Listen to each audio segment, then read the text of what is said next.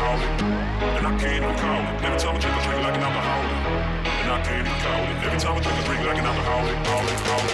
Қайырлы кино сүйер көрермен, Таңшолпанның киномания айдары нағыз кино әлеміне келді. Бұл әлемге әйгілі елордамызда тұңғыш рет өткізіліп жатқан Комик-кон фестивалі.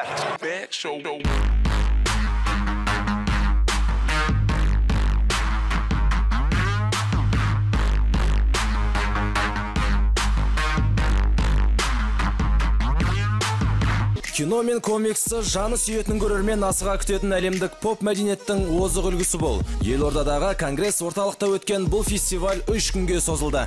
Мұнда үздік премьералар көрсетіліп, атақты комик студиялар мастер-класс өткізді. Келушілер жүлде қоры 1 500 000 теңгені құраған косплей конкурсы мен кибертурнирлерде бақ сынады.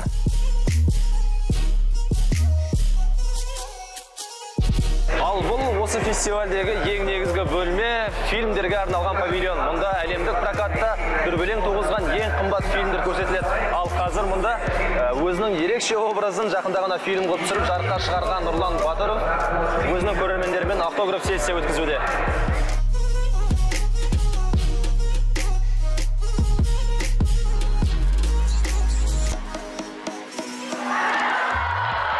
Негізі бұл фестивальге HBO, DC, Marvel секілді әлемге әйгілі танымал телеарналар мен телекомпаниялар келген болатын. Солдағы фильмдерді шығаратын, жалпы өңдейтін, дыбыстайтын актерлер мен режиссерлердің барлығы да осы фестивальде. Мінекей қымбат телекөрермендер, араларыңызда Тақтар таласы сериалын ұнататындар болса, мінекей Трон осында. Әлемдегі ең қымбат телехикаяның Қазақстандағы жанкүйерлерінің жанарын жаулаған бұл орынның жөні бөлек. Тіпті осы сериалда Эурон Грейджойды сомдаған Пилу Азбекте осы фестивальдің хедлайнері. Көрермендермен кездесіп сұрақтарына жауап берді. Суретке түсіп автограф сессия өткізді.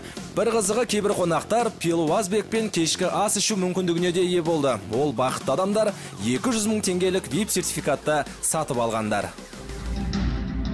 Ал тек фильмдердегі саундтректерді ғана орындайтын елордалық жай ғана оркестр емес симфониялық ұжымының концерті де келушілерге ерекше әсер сыйлады.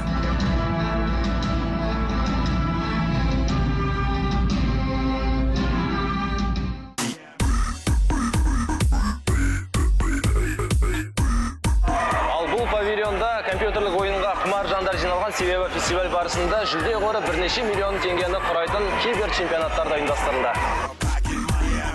Былтырғана елімізде спорт түрі болып бекітілген киберсайыста бұл фестивальдің негізгі бөліміне айналды. Кәсіби командалар мен әуесқойлар компьютерлік ойындардан сынға түсіп, виртуалды аламанда үздік атану үшін барын салды.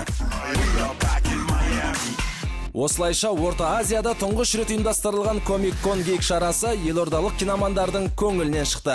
50 жылға жуық уақыт кино мен комикс, косплей мен компьютерлік ойындар әлеміне саяхаттатып келе жатқан фестиваль алдағы уақытта Қазақстандағы өзге қалаларда да өткізілмек.